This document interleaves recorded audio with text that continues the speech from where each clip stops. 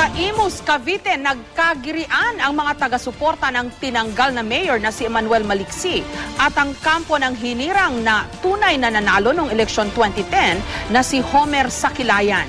Hindi raw isusuko ng supporters ni Maliksi ang munisipyo, kaya si Sakilayan nanumpa bilang alkalde sa ilalim ng puno. May report si Dante Perello. Bantay sarado ng mga taga-suporta ng tinanggal na Mayor Manny Maliksi ang munisipyo para pigilan ang pagpasok ng mga taga-Comelec kaninang tanghali. Sinubukang kausapin ng mga taga-Comelec maging sina Cavite Governor John Vic Remulla na kapartido ni Sakilayan ng mga nagbabarikada, pero nagmatigas sila. Napilitan tuloy silang akyatin ang bakod ng munisipyo para makapasok. Dito na nagsimula ang tensyon.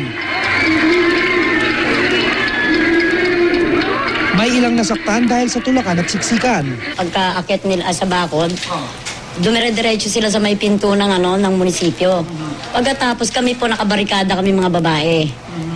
Ako po nakatalikod. Ako nasaktan talaga dahil ito inano niya ako dito sa kamay, ginano niya ako,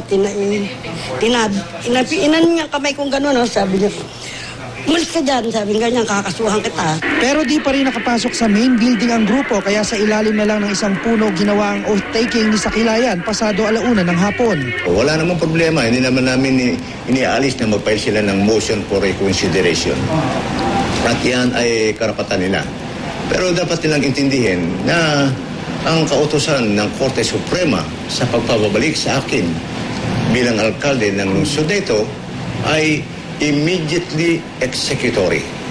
Katwiran ng kampo ni Maliksi, di raw nila tinanggap ang writ of execution ng Comelec dahil kulang daw ang nakapirma rito. Nais din daw muna nilang maresolba ang kanilang apela sa Supreme Court. So yun lang naman ang gusto natin na ma-hear out ng Supreme Court yung ating motion for reconsideration na yan. At kung ano man ang magiging desisyon ng Supreme Court, ating irerespeto. Hindi naman para manatili tayo sa ating pwesto na to kung talagang pinabababa na tayo. Siguro, pansamantala, kung wala ako makukuhang more accessible office near the City Hall compound, dito na muna ako mag-opisina sa lugar na ito. Nanindigan naman ang ilang taga-suporta ni Maliksi. Hindi aalis sa munisipyo hanggat hindi nadidesisyonan ng Korte Suprema ang issue.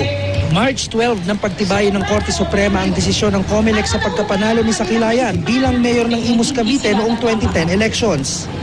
Dante Perello, GMA News.